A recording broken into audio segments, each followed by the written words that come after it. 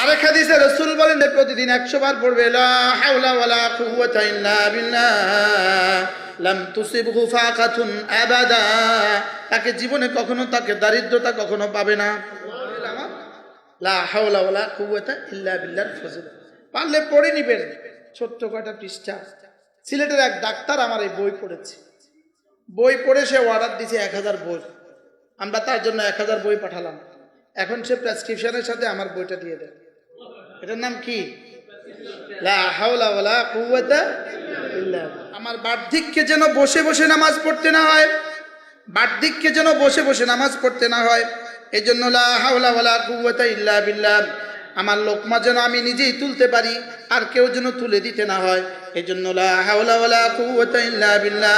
আমার যেন হাসপাতালে যাওয়া না লাগে, আমার যেন ডাক্তারের কাছে দৌড়াদৌড়ি করতে না হয়, এই জন্য লা হাওলা ওয়ালা কুওয়াতা ইল্লা বিল্লাহ।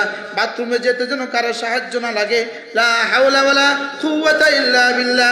মসজিদে যেতে যেন কারো হাত ধরে যেতে না হয়, লা হাওলা ওয়ালা কুওয়াতা ইল্লা বিল্লাহ।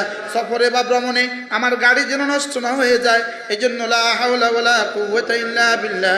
চোর ডাকাত ছিনতাইকারীর কবলে যেন পড়ে না যাই, এই জন্য লা হাওলা ওয়ালা কুওয়াতা ইল্লা বিল্লাহ।